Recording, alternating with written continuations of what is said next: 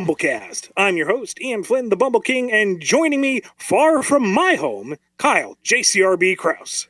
We are far from each other's homes, but that's okay, because we both went and saw Spider-Man anyway. But we'll be getting to that eventually. We'll be getting to that eventually. How are you doing, Ian? I am in a bind, good sir. Uh-oh. Because we had a very unseasonably long, cool, rainy spring. It was absolutely delightful. I would dare say autumn-like for an inordinate amount of time. I was spoiled, Kyle. I'm jealous. But this week, summer rolled in and said, "What up? I'm here now." And I don't handle heat, Kyle. I don't either. I know that I'm preaching to the choir. You're out in the middle of the freaking desert. The idea of the temperature, just the concept of the temperatures that you endure makes me irrationally angry. It has been surprisingly brisk here lately, as in it's only in the low 100s. Good night. So, yeah, no. I know I'm a whiny pansy baby. No, I don't care. It's hot. It's perfectly fine. I don't do hot. I hate the heat. I grew up in Phoenix, and I hate the heat. So, yes, I feel you. And it's only July, so yeah. Don't let all of the... I know we've discussed this on the show, but do not let the stereotypes of Canada fool you. Yes, the winters can be cold, but the summers... Summer is coming. It gets in the triple-digit Fahrenheit up there. I know that. I've seen it. It's surprising. But yeah, meanwhile, you're in Toronto, so it gets warm. You've been having earthquakes. I have? I thought I read that you got a little bit of the aftershock on the fun that went down in California. Oh, I didn't feel a thing. I didn't feel nothing. But yeah, there's been some serious shakeups going on in California lately. So that's interesting. Apparently, former patron Valerie said he felt the shakeup earlier. Goodness. So one of the 6.9 one. I'm not sure if he felt the other one too. He probably did, but I know he's in California. So yeah, it's pretty. It's getting pretty extreme over there. I'm wondering if we're marching toward the big one or not. But I guess we'll see. There's always that looming fear of the big earthquake in California. Yeah, but there's a lot of looming fears in the. True. And where I am, the only looming fear is that it gets hot. We're lucky. Is it really a looming fear or more of a perpetual existence? Well, it starts to cool down in like November, and then it stays that way until maybe March. So, for about 5 months out of the year, maybe 4.5 if we're lucky, it's okay. So, but you say that, and I want to just crawl into the refrigerator and hide. Well, here's the thing: is I'm in the desert, so when it gets cold, it gets pretty dang cold. That's true. It gets below freezing in winter times around here. In the evenings, it can get below freezing or near freezing. It doesn't get much below freezing. So anyway, now that we've had some fun talking about the weather and impending natural disasters, there you go. Let's go ahead and what else do we have to talk about before we get to Spider-Man? Anything, or should we just jump right into it? We should jump right in, because all the cool stuff that I want to talk about, I can't. Should we swing right into it, I should say? We should. All right, good. Now, as per usual, we're going to be spoiler-free at the start, and we'll give you fair warning before we get into the spoiler territory, and then you can jump back in when we get to the Q&A. So, for now, you're safe. All right. And we are, of course, talking about Spider-Man Far From Home. Yes, we are. The latest Marvel Cinematic Universe cinematic outing. This is also the third Spider-Man 2 that we've had, so wrap your head around that one. Well, at least we've only had one Spider-Man 3 so far. That's true. And hopefully the next Spider-Man 3 will fare a little bit better than the first one. I mean, one could argue which incarnation of Venom cinematically is worse, but that's not what we're talking about. We're talking about the latest edition, the end of the current cinematic Marvel movie phase, kind of a bookend, a wrap-up, an epilogue to Endgame, so to speak. And it's fine. It's fun. It's good. It's funny because it's not much to say other than that. I think without delving into spoilers. I mean, and I feel like that does it a bit of a disservice. Yeah. Because that makes it sound like it's just there. When it's a perfectly certain, like if this was coming before Infinity War and Endgame, mm-hmm. it would be a different feel entirely. It would be a fun next edition in the franchise. The fact that it has come after those two heart-wrenching epics, it's kind of a palate cleanser, which you need. Sure. It's kind of fun, it's kind of fluffy, and I think we kind of need that. True. Yeah. I do like some of the world building they've done as far as what happened after everybody came back. Right. From from getting snapped away. So that's interesting. I'm wondering how that's going to factor in the future. They didn't spend a whole heck of a lot of time on it, though. It just kind of happened, and then they moved on, which I guess is fine, but I would like to see some more depth in terms of like how the world is reacting to everybody or like half the planet suddenly coming back, half the population suddenly reappearing. Mm-hmm, mm-hmm. So we didn't get too much of that other than all of a sudden half of Peter Parker's school suddenly showed back up. I'm wondering if they're going to just keep it at arm's length, because the more you think about the implications, not only of the snap, but the blip of everyone coming back, there's some harrowing things. Oh, absolutely. That I don't even want to bring up, because I was discussing this with Aaliyah after the movie, and I'm like, and she brought up a point, and I'm like, oh, that's.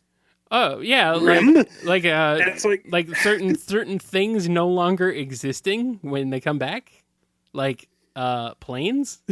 Mm-hmm, mm-hmm. Yeah, it's a little woo. It's a little scary. Think about and just what happened on a geopolitical scale. Like, oh yeah, entire governments might have been wiped out. Yeah, or like certain people of governments might have been wiped out, and then all of a sudden those people you replaced came back, and it's like, what do we do now? We have two presidents. What happens? You can have entire regions destabilized or finding a new level of peace that is now potentially out the window. How does policy even address it? Just yeah.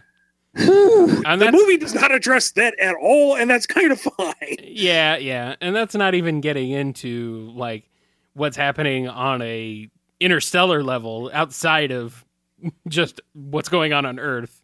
So yeah, right. It's yeah. Whew. It's a lot to think about. It's a lot to process. So yeah, I'm kind of glad the movie didn't go there either. It doesn't really need to, but I would like to at some point have that sort of explored. I don't know if Marvel's got the guts to do it though. They do have the guts to do some things though, as we'll get to in the spoilers, I think. So that's going to be interesting. There's some interesting stuff. Now, going into it, if I pretty much called the twist when it came to our gallant hero Mysterio, but if you have any inkling of the character at all, I'm pretty sure we were all in the same boat. But Ian, the first rule of Mysterio is never trust Mysterio. He has always been and always will be a showman first. He's an actor. He's not real. So there's you go. There's the twist. But it's Mysterio. I don't know if how much of a spoiler that actually is, but there were some people who were like concerned because Mysterio called the Marvel Cinematic Universe Earth 616, and I'm just like, dudes, it's Mysterio. Calm down. It's a lie. You're taking him at face value. Why? You do not take Mysterio. No, you do not take Mysterio at fishbowl value. You do not. You do not. But the way they handled it and the reveal and the fallout and whatnot was very satisfying. Yeah. And there's some for me, there were some really highlight moments of, oh yeah, this is good. This is why you see this on the big screen with the loudspeakers. Yeah, but they did some really good sort of building up the relationship with Mysterio and Peter. Yeah. They did a really good job of that. Just being like, okay, I know Mysterio's like faking this whole thing, but I can still kind of feel for him, you know? There's still something there. You feel like, oh, he's at least trying to be a good person to Peter. And then you realize, no, he's not. One could debate that point, but yeah, I get what you're going at. Yeah. But everyone is, their usual stellar performances. Visually, it was fun. It did what it needed to do, but as you told me, because you saw it before I did. Yeah. And you told me stay for the after credits because, just in case. I was obviously knew you would stay for the ending credit scenes. You're a longtime Marvel movie goer. You know what's up. You know the deal. But them after credit scenes. But these are pretty big ones. Extra spicy. Yeah. This makes up for it's a missive, a fun thing, something you could go, it was cute. No, you need to stay and watch them both. This makes up for the lack of one for Endgame. So yeah, that's whew. Yeah, the larger implications are, yeah. Although I will say, they really can't keep secret identities in the MCU, can they? Like at all. They just are like, forget it. They just can't do it. It's weird. But well, anyway. Since we're already starting to tread to that territory, if you haven't seen it yet, if you were on the fence, if you're thinking maybe I'll wait for a video, I say go see it in the theater. Yep. There's one sequence that absolutely should be experienced on the big screen, if nothing else. And I enjoyed it. That's my non-spoiler review. I agree. It was very entertaining. Might be one of the best Spider-Man films.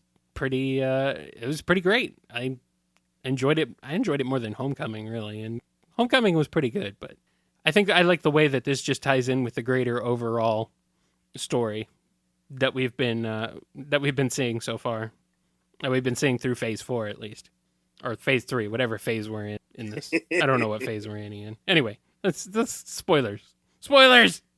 Alrighty, this is your last chance. Get out. We'll see you over the Q&A. All right. Okay, we are at the end of Phase 3. Yeah. I can't keep these things straight, Ian. It's a real problem. But there's a lot of movies. It's easy to get confused. There's a lot of movies. There's a lot of TV. There's a lot of things going on. Anyway, go ahead. So, where to even start? I guess it is tough. It's tough.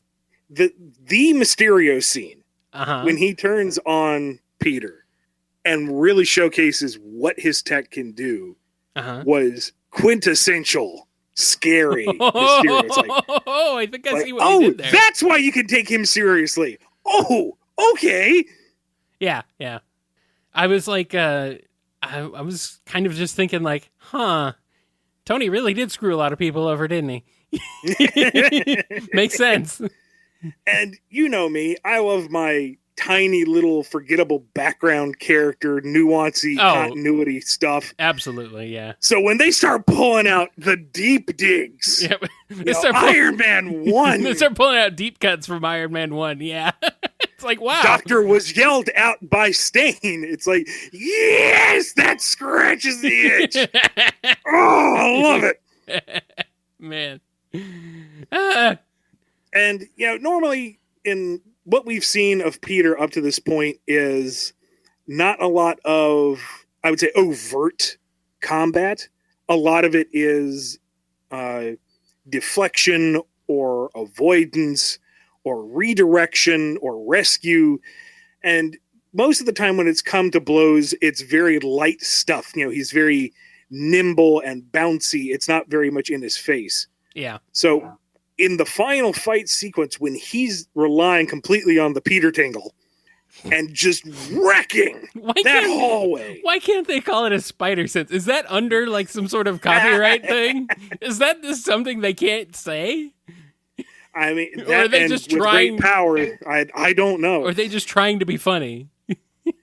I'd like to think it's funny because I laughed. It's funny, but it's still like, come on, guys. It's the spider sense. Can you not say that word? Those words? But man, just him going to town, just nothing held back. Just pure focused Peter. It's like, oh, holy crap, he's kind of top tier. You forget about that when he's kind of adorable. And kind of the way he used it to kind of overcome the Mysterio's illusions was really cool. So, but you kind of feel for him when he's sitting there getting beat just over and over by these illusions that he can't see past. So it kind of helped build that to where it's like, okay, now he can finally see past them and he can finally do the Spider-Man thing that he should be doing. So, yeah, that was great.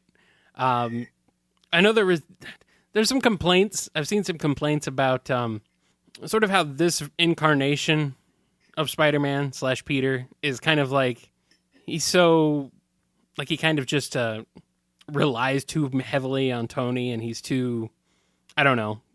I don't really feel it. I think this is a good incarnation of Peter in terms of like, he's still just a kid, and he's still kind of building up his abilities. He's not, I don't know how to put it, Ian, but I've seen that where people are like, oh, this is not Spider-Man. This isn't how Spider-Man should be acting.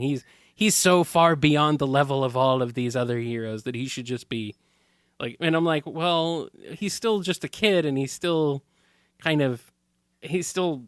respects Tony, and he still wants to do good by Tony. So I think it makes sense, but I don't know.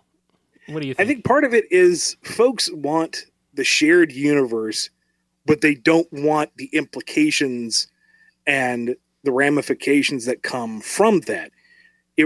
The cinematic universe is kind of hinged on Tony. He introduces the concept of superheroics to the mass media, to the people. He is the central figure, not just because he was Iron Man, but because he made himself that central figure. Right. And because he got his hands into every freaking pie, whether he was supposed to or not. And then you have Peter, who has always been a very smart and inventive individual. Yeah, in the books, he invented the web fluid. He invented his web shooters. He invented all the little gadgets that are completely forgotten and not used all that much. So he's kind of along the same track. But in the comics, you had these characters who existed in their own little books for the most part, and then the crossovers were special events. And then over the years, the whole shared universe started to come together, but it was a mess, and it still doesn't quite work despite all the effort being made. With the MCU, that's how it started. Right. I mean, they retconned Peter being at the Expo in Iron Man 2. He's been part of Tony's life cinematically from the get-go, more or less. He has been inspired. He has been on that trajectory for his whole life, more or less. And you see the inventiveness still there when he's on the ship building his own suit with the Stark tech. It isn't he's relying on Stark. It's that he's been given the tools. Look how the next generation is coming up. Right. This is not the Peter Parker of the comics who's in his possibly 30s, 40s, whatever the sliding time scale says, who has invented all sorts of high-end polymers and started his own business and been through marriages and blah, blah, blah. And then he's not another adult male white character like we've seen with Star-Lord and Tony Stark and Captain America and he is a kid. Right. It's a different type of hero, which is nice. It's not just the same thing over and over and over again. He has a different dynamic with the rest of the Avengers, which I think works perfectly. There you go, yeah. And it works great with his character, and it works great given his age. And I think that's what people forget is like, yeah, and in the Spider-Man in the comics is, of course, a guy who's like super intelligent on the level of an inventor as Tony Stark. And we may see this version of Spider-Man get there eventually, but he's not quite there yet. Right. And I think we're building up to that. And I think that's fine. And also, I got to say real quick that I made a joke about Peter getting stuck in the character creator for 2 hours working on his own suit. I'm like, oh no, he's going to miss everything because he's going to get stuck in the character creator coming up with this cool costume. I mean, compare that to Into the Spider-Verse, where it's the same thing, actually. It's very similar. that's the comparison. You've got the dead Peter with his spider lair and all of his tech and all of his goobers and all of that. He is the Tony Stark, more or less, that the analog right in that movie, with Miles following along with Peter B kind of playing a weird quasi-mentor role. It's not a perfect one-to-one, but you get what I'm saying. No, but I understand. Yeah, I understand. So if we're going to use that comparison, then Tony is the Peter A, and Peter is Miles. It's the young kid coming up and finding his own. Yeah. And it doesn't have to be one-to-one with the comics because they're doing something different. Yeah, and I appreciate that, and I'm glad we're not getting just a rehash, because we've also had, like, 5 other movies that have been more where I suppose Peter is more of an adult-like character. Whether he's actually an adult or not is up for debate. Mm-hmm. Well, it's not up for debate. It's laid out. But it's up for debate what his maturity level is. And I think at this point, he's more of a kid. This feels to me more like Spider-Man, say like early Spider-Man, say like Silver Age Spider-Man, more so than like later, where he's older and more mature and stuff. So I don't know. Now, one bit of growth that I'm sad that we didn't get. At the end of Homecoming, the Stinger has Aunt May discovering that Peter is Spider-Man. Yeah. And I was really looking forward to them exploring how that affected their dynamic as a family. And instead, we went straight into Infinity War and Endgame. So there hasn't been any time to do that. And we get to Far From Home, and it's been resolved. They know it. They work with it. She's fine with it. They've moved on with their lives. And I feel like that is a big missed opportunity narratively. Yeah. But I have no idea where you would have fit it in terms of the films. Right. And also, we've kind of had that on film as well previously. I think they're doing a good job of sort of leaving what we've seen previously kind of at the door and just moving on from that, because wasn't it revealed to May that Peter was Spider-Man at some point in one of in both of the other movie series? I don't remember exactly. I'm pretty sure. I don't think it was in the Sam Raimi trilogy. I thought it did. I honestly didn't see the second film and the second duology. I thought it was in the Raimi. I thought it was in the Raimi trilogy. I thought it did come up, but maybe not. If it was in the third film at best, but I don't recall. Yeah, well, I mean, either way, it feels like we've kind of like tread that ground. We at least tread that ground with Mary Jane finding out that he's Spider-Man. So, I don't know. It just seems like it's not really a necessary thing to go over, to me at least. It would be nice, but I do think it's funny that Aunt May and Happy Hogan getting together is a thing. That's pretty funny. Depending on who you ask. That's pretty funny. I'm okay with it. It doesn't bother me. Well, I mean, if you ask May, they aren't really together. It's more of a fling. If you ask Happy... Oh, okay. Yeah, whatever. And also, the MCU's version of MJ is great. I do quite enjoy Zendaya's performance. So she's fun. And I do like that Peter's still striving to have some sort of regular life. That's always been sort of the thing with Spider-Man. It's like he's just a regular kid trying to have a regular life while also coming to grips with having superpowers. Mm-hmm. So I think they've nailed that pretty well. And I guess they decided the same thing because, oh boy, J.K. Simmons coming at you hardcore. Yes. They went and did it. Those beautiful, beautiful people at Marvel, they went and did it. They realized, like everybody else on the planet, that you cannot cast anyone else as J. Jonah Jameson. There's literally nobody else in the entire universe who could play J. Jonah Jameson than J.K. Simmons. There's nobody.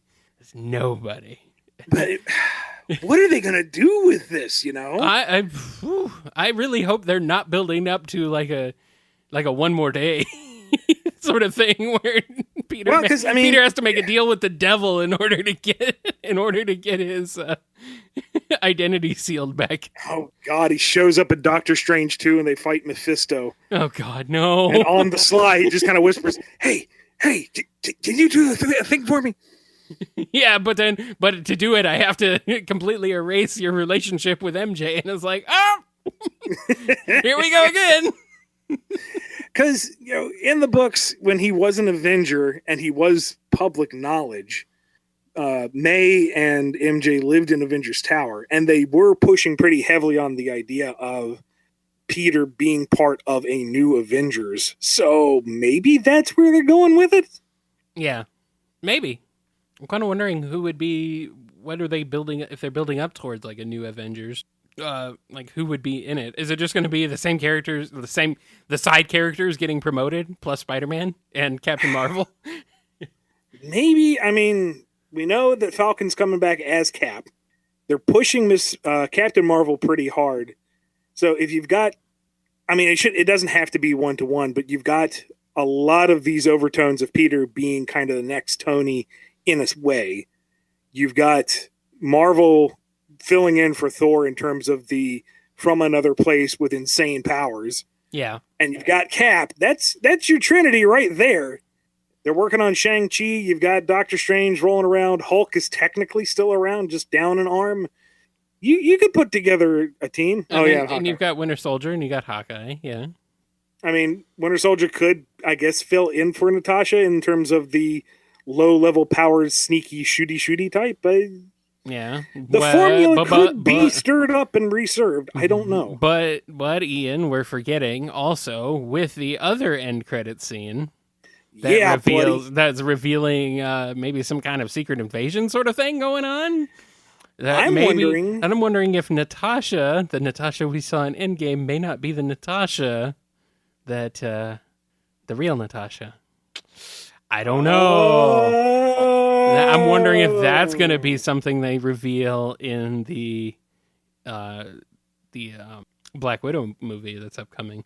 I hadn't even thought of that. Whether that's a prequel or not, I don't know. It's sounding like it's gonna be, but end credit scenes, they do crazy things like this. Huh. Yeah. Huh. Yeah. See, I was thinking bigger. I was thinking they were going to introduce Sword. The strategic worlds, blah, blah, blah, blah, blah, blah. That's very possible too. And that is that what we're seeing at the end of Far From Home? Are we seeing Nick Fury of Sword? Maybe, because they've kind of played out S.H.I.E.L.D. S.H.I.E.L.D. is... Agents of S.H.I.E.L.D. is at this point on its own. Its place in the timeline currently is nebulous at best. And let me just say, I really, really liked how they seeded Skrull Fury through the whole thing. Like when Peter's saying, where are the other Avengers? Where's this guy? And it says, Captain Marvel lady. Captain Marvel. Yep. And the way that Nick says, do not invoke her name. I'm like, whoa, yeah. I knew you guys were close, but that seems a little much even for you. That's very strong, okay. Yeah. But if it's a Skrull, exactly, that makes a lot more sense.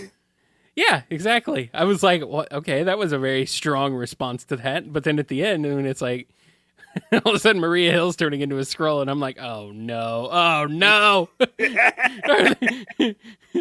I was expecting Nick to go look at her and go like, what the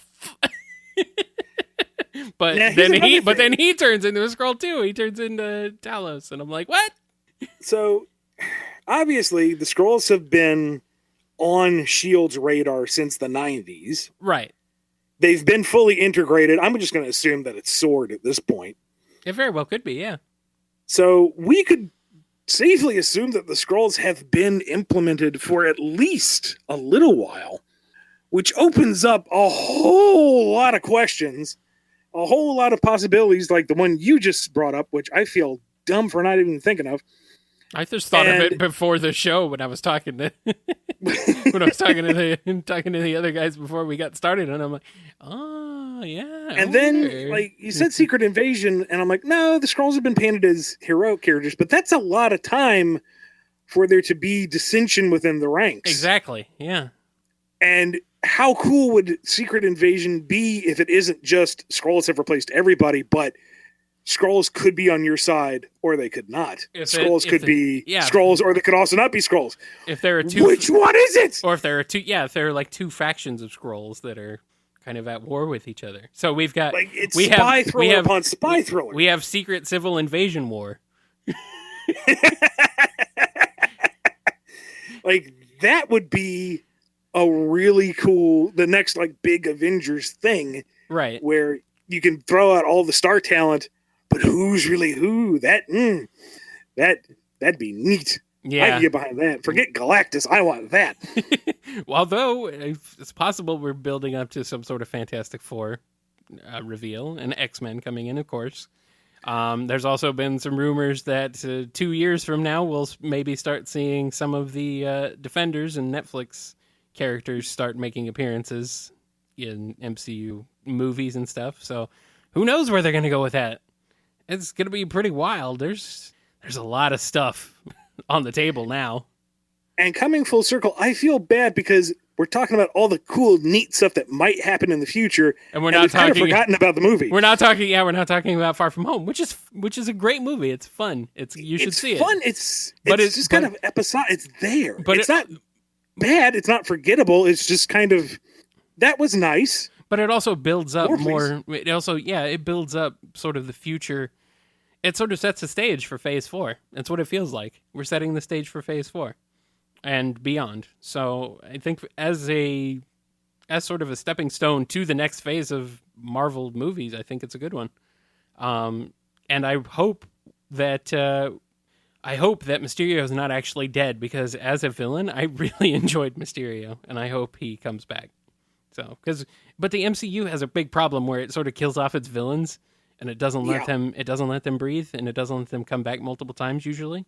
So I would love to see like more Mysterio and more other characters, other villains that are still kicking around. Loki is like the only exception to that, where he tends to stick around, but everyone else. I mean, the only ones I can think of off the top of my head are like Zemo and Vulture.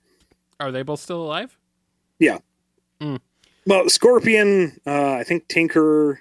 I wonder who else is still in. Who's on the raft? I can't remember who's on the raft still. I mean, I think technically Abomination is still alive. Some of the Netflix shows have talked about some of the villains from those being put on the raft. So maybe that could be interesting if some of them also happen. I mean, you would think they would have rumbled this earlier, but I think, with the Avengers kind of officially out and dear old Thunderbolt Ross being the level-headed and wonderful person that he is, I could see him putting together his own Task Force X /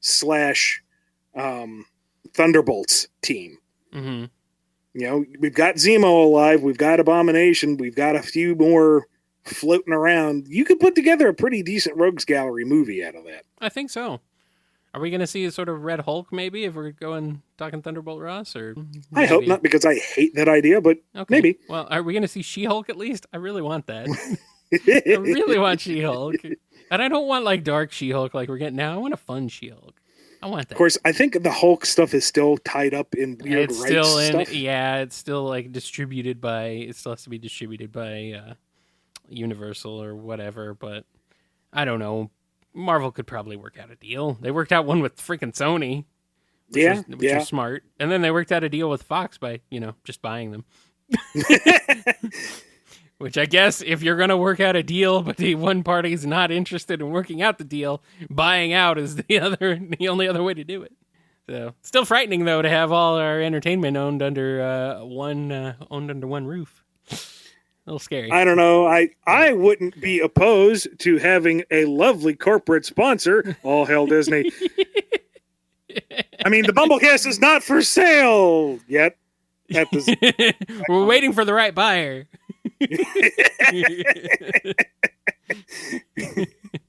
Because we have such a huge cultural impact, the two of us. It's a little. I think that that discussion is a little bit out of the depth of this episode, in particular. we could definitely talk about something like that, though. I would say sort of the some of the idea of our media all coming under one roof and being owned by one company. Yeah, it could be interesting. I don't know. Either way, I'm still enjoying the MCU, so keep doing that side, Disney. It's fine. Yes, please make the monkey dance and distract me from the dystopian corporate future that we've got. Anyway, now that we've completely killed the mood, sold out, let's move on to the Q&A. And stop remaking live-action versions of your classic animated films, please. Thank you. Oh, God. All right. Well, we've talked enough about Spider-Man Far From Home, and we also got far from the home topic and started talking about other stuff that it sets up. So I think we're ready to move on. If you want to ask us a question on the Q&A, you can email us at BumbleKast@yahoo.com. Ask us on Twitter at BumbleKast. Down in the YouTube comments below the video if you're listening to this on YouTube, or via Patreon comments or messages. Let's go ahead and get into the priority Q&A first. These are our lovely patrons who contribute $5 or more over at patreon.com/BumbleKast. First up, we've got questions from Andrew D. Why are the Zombots clothes turning metal too? And where do the Tangle and Whisper stories and annual 2019 stories fit into the timeline? Which issues do they take place between? The clothing is, once the metal virus takes hold, it kind of encapsulates the victim, top to bottom. Come on, man. It's a metal goo virus. Let's just run with it. In terms of the stories, I can't speak to all the annuals because, all the stories in the annual because I had no oversight on those. I think most of them can fit pretty neatly between 12 and 13 because there's supposed to be a nebulous amount of time between those. The Tangle and Whisper mini takes place after... Which issue was it? The issue that introduced... we cannot remember her name. I'm feeling bad now. I think it's Sonic number 16. It's the one where Tangle goes to visit Sonic and Tails at the lab. It happens after that one, but before the metal virus really starts getting nuts. Okay. And where's the Tangle and Whisper... Any ideas where the Tangle and Whisper that is exactly what I just said. Mini is that where the mini series fits in there too, or just the? Yeah. Okay. The annual happens between 12 and 13, more or less, and the mini happens after I think it's issue 16. Okay, so the mini will not be concurrent with anything with the metal virus or anything. Metal virus. No, it's very self-contained. Okay. I'm just was getting clarification on that because I was thinking like, okay, the one-off preview Tangle and Whisper comic that we've had so far, I was thinking maybe that was what you were talking about. I didn't realize you were talking about the whole mini. Anyway. Next question comes from our good buddy, Scruffymatt. Sometimes the best part of a video game can be its unlockable rewards, which might give you new playable characters or costumes, or change the gameplay in some subtle or dramatic way. Some of these have become tradition for the game, such as Super Forms in the Sonic series, and the Red Bricks in the Lego series. And then you have games like GoldenEye 007, where if you play well enough, you can play any level with invincibility, unlimited ammo, and dual-wield every single weapon in the game. What are some of your favorite unlockables in games? Aside from the ones I've already covered, ones that come to my mind is Dragon Kazooie from Banjo-Tooie. Not only does it look cool, but it also gives Kazooie an awesome new fire-breathing attack. Also, bonus points to Edna Mode from Lego The Incredibles, because that was hilarious.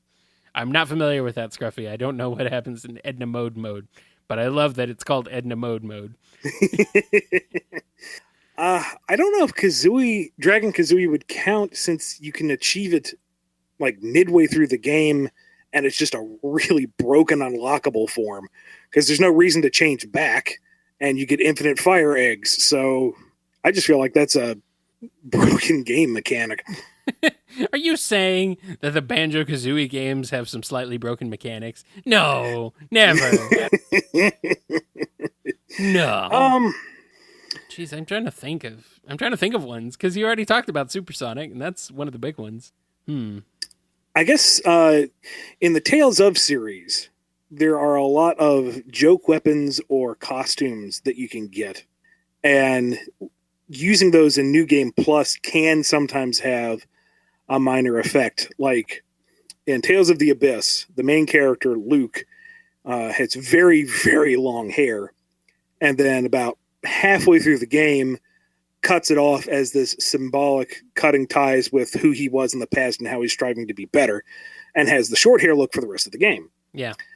Now you can unlock a costume, so to speak, where he has the short hair, regardless of what point of the game you are in. And if you start the game with him in the short hair, a different cutscene will trigger early on, where one of the characters comments on the fact that he has short hair. Huh. That's it? That's all that happens? It's a small thing, but it's a neat little detail. At least they're keeping conscious of what costume you're using, instead of just being like, oh yeah, he's cutting off his long hair. Wait, he just had short hair in the scene beforehand. No! Continuity. Not that I did a lot of it. This was mostly my brother, but in Soul Calibur 2, I want to say, for the GameCube, there were joke weapons you could unlock for each character. Like, I think Link got the bug net, which did 0 damage virtually. Yeah. And there was, I don't know the characters of Soul Calibur that well, but there was a fencer who got, I think it was basically just a cane. And every time it landed a hit, it caused a laugh track. Okay. So if you got but he had like this one particular lunge where it would land like 5 small attacks. So, if you could pull that off, and it was hard to block, or maybe we were just bad at the game, but you just hear this audience cracking up as he beat somebody in the face with a cane. And it was really demoralizing, but it was hilarious at the same time. I'm trying to think of other ones. I can't think of any right now. I'm like way off. I can't think of anything in a game where it's like cool or funny power-ups like that. Man. Or things change. Things change after you beat it. I can think of like New Game Plus in some games. It's like, well, that's kind of lame. Sonic is like the big one as far as Supersonic goes, in my mind. That's the only one I can think of right now. I'm out of it, Ian. I'm way out of it. Help me. I'm trying to think. Can you think of anything else? I mean, in terms of and I'm casting a wide net here on unlockables. All I can think of are like the special joke weapons, like in Skies of Arcadia. Oh, yeah. There were the bounty missions, and there was one where you had to take down these doppelgangers of the main cast, and defeating them got you joke weapons where I think Vice got a fish that had, I think, incredibly broken stats, but it had an accuracy of almost 0, I think. And I think it was Aika got, I think it was a lollipop that on hit would always cause confusion, but I think it like could possibly confuse you, or like did 0 damage or was otherwise useless, something like that. Fun little jokey things. Yeah. All right, well, let's go ahead and move on to the next one from Blue Title Gamer. My question is, will we be seeing more of Cream in the Metal Virus arc in some way, and in the future of the comic, besides seeing her map drawing updated every issue, which is really adorable, by the way? I ask this as in recent years, Cream has been reduced to a minor character in the games to the point of only showing up in mobile games where plots aren't needed. Will Cream be handled as such in the IDW series, as Sega are more involved with this comic compared to the Archie series? Or will we perhaps see her more in the future having a bigger role like the rest of Sonic's friends? Considering the size of Sonic's cast, I know it's hard to get in everyone, and I always appreciate what we can get. See, everyone looks at Cream's map and goes, "Oh, that's so cute." And it's like, you don't know what's going to happen with that map. This, the map will be updated. It's not. When I saw it, like I didn't know we were going to do that, and I, was shown the preview. And it's like, oh, this is going to break everyone's hearts. This is brilliant. I love it. This is sick. This is demented. I love it. Is this a knowing? Is this a knowing smile moment? Yeah. We'll do that. Okay. Well, I know there's been some talk about what happens in issue 18 and how much of a monster you are. Yes, I am. I wear that badge proudly. Okay. Well, people did want darker storylines in the Sonic Cup. It's like, are you sure? Is this what you really wanted? Oh boy! I love it. But yes, Cream will be showing up more throughout the Metal Virus saga. Beyond that, I can't say, because that's all I've focused on right now, is wrapping up that arc. Beyond that, maybe, I don't know, because like you said, Blue Title, there's a lot of characters. So whatever I do, whatever another writer does, I can't predict beyond what I'm working on right now, which is the Metal Virus Saga, but she will be fairly prominent through that. All right, and our last priority Q&A question on this episode comes to us courtesy of Chris A. Will you be making a Destroy All Humans comics that focus on Crypto and Pox? No. Okay. I didn't think so. Are you familiar at all with Destroy All Humans? Not in the slightest. Okay. Who owns the rights to Destroy All Humans comics right now? Because I don't know who it is. And it's not, I don't know if it's IDW or not, but yeah, I know you're not involved with that. If a publisher were to approach me and say, hey, you've done a lot of comic adaptations of video games, you want to do this? I would do my research. I would say, sure, let's destroy all them humans and go from there. But yeah, I have no idea, Chris. Sorry. Okay, I've heard good things about the Destroy All Humans series, but I have not played any of them. I'm woefully there was like a remake or something that's coming out. And folks there was a recent remake, recent remaster. Other than that, I don't know. All right, so let's go ahead and get into the regular Q&A. This one comes from Digama. Digama F. Wow. You mentioned that a reason, not the only one, but a reason why you're not discussing any future plans you had for the reboot era of Archie was because there was a possibility of you using some of those scrap plans for IDW. And thus, talking about them would technically constitute IDW spoilers. And that makes perfect sense. Now, my question is, whenever you do end up incorporating scrap reboot plans into IDW, do you plan on mentioning after the fact, oh yeah, and this story event that happened had its origins in scrapped reboot plans? Or has there been anything in IDW already that was recycled from scrapped Archie plans? I think we're deep enough into it now that I can say that the Metal Virus Saga was going to be post 300 Archie material. Okay. When, how did it go? When Ma said Eggman has figured out how to get robotization to work again, that's where we were going.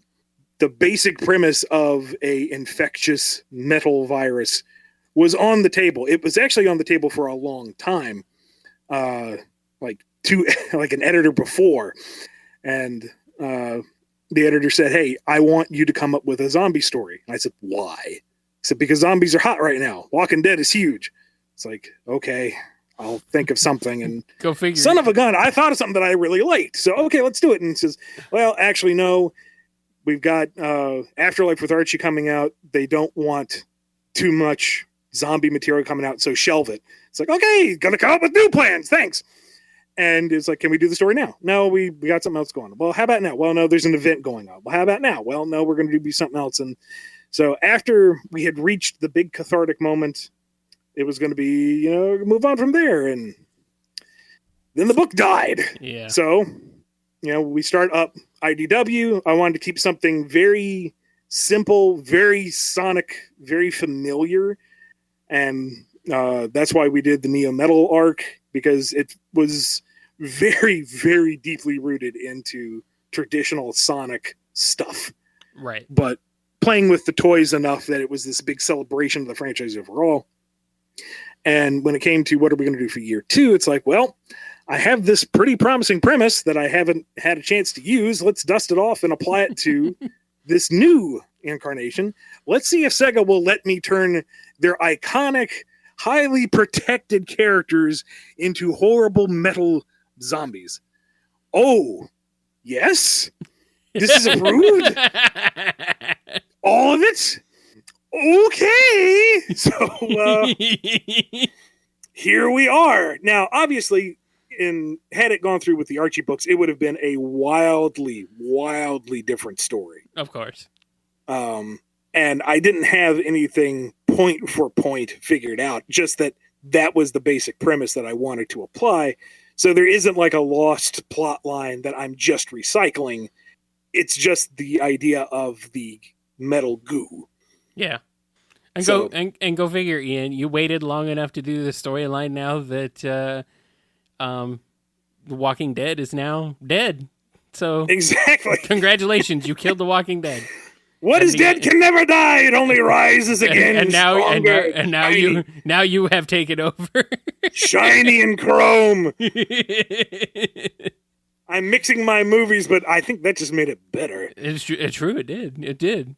How much of this was Terminator inspired? Any of it, or just kind of maybe sort of the nothing directly. I'm sure there's something somewhere, because the metal Terminator 2 is one of those movies that just kind of permeates nerddom. Right. You really can't get away from it. I've known things about the Terminator franchise that I can't remember a time I didn't know things about them. So yeah, it's like, okay, now, you can't escape it. The full-on T-1000, recovering from damage. Folks were really shocked when Rough and Tumble got really badly mangled and then came back from it. And it's funny because when I submitted the script, the editor said, "That's a little much, maybe dial it back a bit." And I'm like, yeah, that's probably going too far.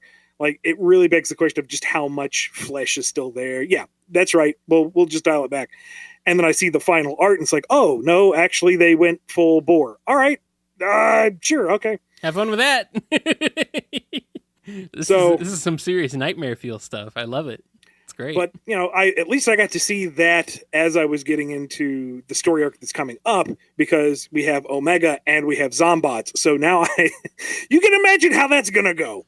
Oh, boy. Oh, boy. All right, let's go and get into our next question from Taylor R. I noticed that in IDW Sonic issue number 11, after Blaze has dropped her burning form, she says she can't transform again because the Soul Emerald's power is diminished. Later in issue 12, she plans to use the Soul Emeralds to return home. Do the Soul Emeralds not scatter after use Dragon Ball style like the Chaos Emeralds do, or is that plot element being done away with entirely? Or did you forget? No. Okay. The Soul Emeralds don't seem to really do like the Chaos Emeralds do. Chaos Emeralds are very much Dragon Ball. They're very much Dragon Balls. You use them, they fly away. The end. Yeah. Blaze's the Soul Emeralds seem to react differently. The whole reason she was on Sonic's World initially was because she was tracking them down. The reason why she had to track them down in Rush Adventure was because, what was it? Had they been stolen? Had they been scattered? The point was they were not where they were supposed to be. And the general vibe I got off of it was that the Soul Emeralds seemed to be fairly reliable in their location. Plus, one could argue that since she wasn't in a dire final boss mode fight, that she was able to power down in such a way that she was able to retain them so that she could go home. Or you could argue that they react differently on one world versus another. The point is, Sega did not give me a note on that, so that's fine. All right. Well, there you go. I would say that Chaos being in the name of Chaos Emeralds is, I would say, more of an idea, gives more of an idea of what they do versus Soul Emeralds, which Chaos Emeralds is do they just chaotically spread out after you use them, while Soul Emeralds just, they're just there. They're just cool. I don't know what I'm saying, Ian. Should we move on? Let's move on. Let's move on. Okay. This question comes from Derek N. I heard on TV Tropes, the forerunning news site on the internet. That's me, by the way, saying that. Me, Kyle, saying that it's the forerunning news site on the internet. Anyway, don't believe everything you read on TV Tropes. That IDW Sonic can't use the word Mobius anymore. Is that just for the planet's name or all uses? If it's the latter, what would happen if the story 100% required that Sonic and friends go to Sonic Riders Zero Gravity's Mobius Strip location? All right, first of all, Ian, let me say something here. A Mobius Strip is a real thing. It's a real shape. Yeah. And the track is shaped like a Mobius Strip. So that's different. That's not... You can still call things Mobius Strips, I think. Is that not off... That's not off the table, is it? No. Okay. We don't have access to any of the old cartoon material. And the cartoon material had Sonic's world called Mobius. The animal people were called Mobians. Yep. The currency was Mobiums. There was a Mobadoom at some point. Moba, Boba, Doba, Doba. The IDW book is following much, much closer to the Sonic canon, which is more clearly defined than it was 30 years ago, almost. 28 to be exact, but I'm getting that. Sure. So no, Mobius was an old localization term that is no longer in use. So Sonic's world is Sonic's world. and the living beings on it are, as far as I know, animals. So that's what we got. That's what I'm working with. Yeah. Isn't a Mobius strip like the thing Tony pretty much uses to figure out how time travel works in Endgame? Yeah, it's some kind of mathematical thing about paradoxes and things and infinity and whatnot. It definitely looked like a Mobius strip just popped up right in front of him when he was working on that. It's like, oh, okay. I see where this is going. Duh. Mobius strips are an actual thing. It's just... Yeah. No, the planet cannot be called Mobius because that's not what it's called. Yeah. So you can use the word Mobius. You just can't use the word Mobius to name the planet that Sonic's world is called. Right. Sonic's planet is not called Mobius in the comic. It's called Sonic's planet. If you look it up in a star constellation thing, you'd see various random names of planets, and then you'd see Sonic's world. Right? I don't think Blaze's planet has a name, and I think the human planet isn't Earth either. I think it's just human planet. It's called Blaze's world, and it's called Human's world. And Sonic's world is called his world. On the other hand, we have Planet Wisp, we have Planet Donpa, and if you really want to count the Black Comic. So. And we have Little Planet. And Little Planet, yeah. And whatever else. Anyway. And we have whatever Aaliyah just said in the background right there. I don't know what that is. Anyway, that's it for questions for you, Ian. Yeah, but I have a question for you, and it comes from Aaron. For me? What is it? This question is for Kyle. What music score or song in a video game do you think is best of all time? For me, it's Suicide Mission song from Mass Effect 2. That's a really good one. But for me, it's going to be Moon Over the Castle from the Gran Turismo series. Look it up. It's very good. Yeah, that's like still tops for me as far as video.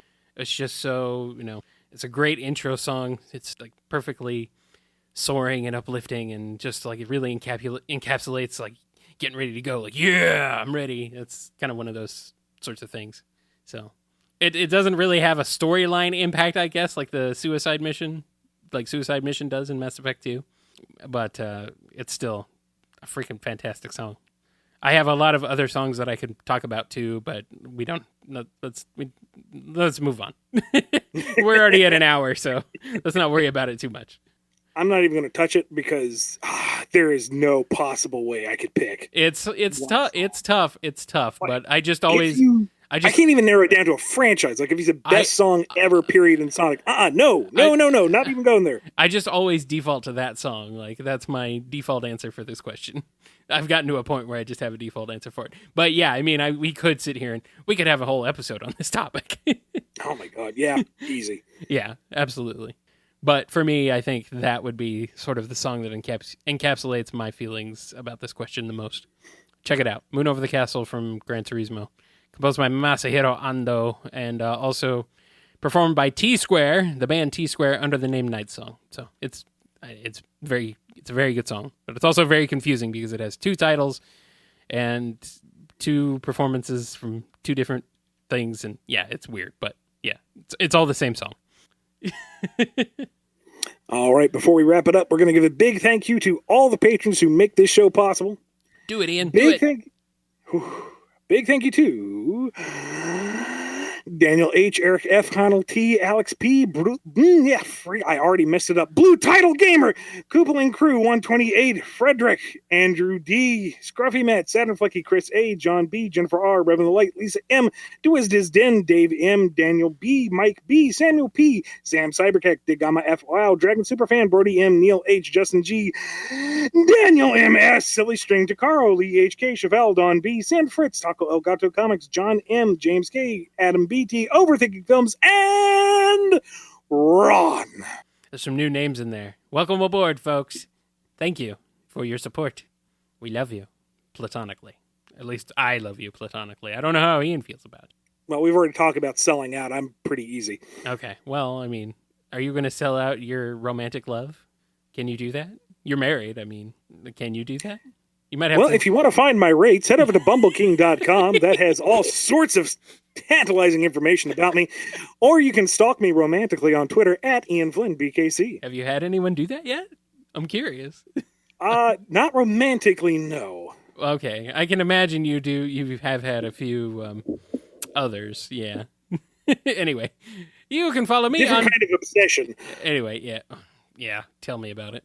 Anyway, you can follow me on Twitter at KyleJCRB, or you can head on over to kngi.org where you can find archived episodes of the BumbleKast, and you can also find the iTunes feed link and all that stuff over there. Google Play and whatever other things we're on. What are we on, Ian? I'm completely forgetting. Stitcher. We're everywhere. Anywhere you get your podcasts, you'll find the BumbleKast. But you can also find Nitro Game Injection, which streams live on Mondays at 7 p.m. Eastern Time. That's my other show, all about awesome video game music. So if you enjoyed, if you went and listened to Moon Over the Castle from Gran Turismo and you enjoyed that, tune in to Nitro Game Injection and you'll hear more awesome music like it. And other awesome music that may not be like Moon Over the Castle, but still really good. Follow updates on the show over on Twitter at BumbleKast and contact us at BumbleKast@yahoo.com. And don't forget to head on over to the Bumble store to get some Bumble gear. You can head on over to shop.spreadshirt.com/Bumble store and buy some stuff there. It helps us out. And join us every Sunday evening around 10 p.m. Eastern Standard Time, give or take, for a BumbleKast Gaming Live, where Kyle or I, or sometimes both of us, stream games for your entertainment and or amusement. Indeed. Also keep an eye out on Twitter for announcements about other random game streams that may or may not happen, especially like when a new Sonic game comes out or something.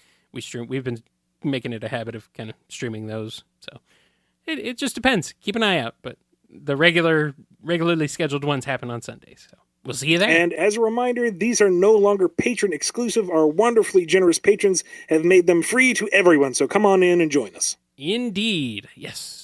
Go ahead on over and if you're not subscribed to our YouTube channel already, go ahead and subscribe and get notifications about when we'll be doing the live shows. And check it out.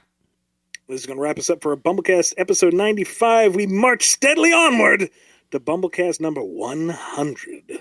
Oh boy, we had a lot of questions for number 1. You should see the list. My throat's going to be raw by the end of it, isn't it? It's pretty big. I don't know if we're going to be doing all the questions, Ian. We have a lot. We have a lot of questions specifically from 2 people, but I won't call it. It's our anniversary episode. We can make it a 2-hour episode. Why not? I won't call them out specifically under who those 2 people are under the bus, but if you follow BumbleKast on Twitter, you probably have a good idea of who one of them is. That's wrapping us up. Have a good night, everybody. All right. See you guys later. Bye. Spider-Man Show Far From is Home. Over. We say something funny to trick people into listening to whole show and listen to plugs at end. Here is hilarious ending caption. Oh, it's very, very bad Russian accent. It's so funny. Ha ha ha. So funny. What are you sorry about? I kept everybody waiting this long. Oh, it's fine. I kept the people entertained, I think. I tried.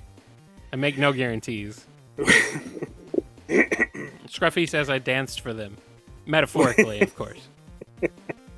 Well, I do hope it was a merry jig. Maybe. It was something. Probably frightening. So it was the Thriller dance. No, I can't dance like that. Why not? Because I am too white. You've been listening to the BumbleKast, a co-production of Bumble King Comics and the KNGI Network. Original theme music composed by Ken Coda Snyder. Remixed intro by T-Lopes. Find out more information, along with podcast feeder links, MP3 downloads, and more at bumbleking.com and kngi.org.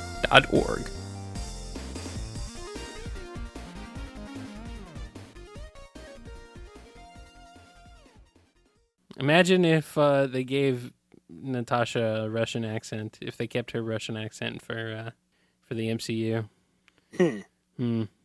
Yeah, because the comics seem to establish that she still has a Russian accent, or did. But she is proud. She is it's probably just bad writing. It's proud Marvel movie tradition to introduce an accent in the first appearance and then lose it by the second. It's a good point. Compare Wanda to Avengers 2 to Endgame. I don't remember her having an accent at all. And look up the what are they called? The honest trailers for the entire MCU. They do ones for individual movies, but they did an honest trailer for the entirety of the MCU, and they highlight the hilarious dropped accents. Well, I mean, I think it's usually for the better. Yeah. And they did have one of the characters in Agent Carter was a Russian super spy who had no accent, I think, until she was revealed to actually be a Russian super spy. So you could probably do that. So maybe that's just what it is. She's just using an American accent just because, I don't know, it's what she does now. Safeties are off, so is accent. Sure. It can't be because an American trying to do a Russian accent always sounds horrible or anything. No, never. Quite possibly. No, never.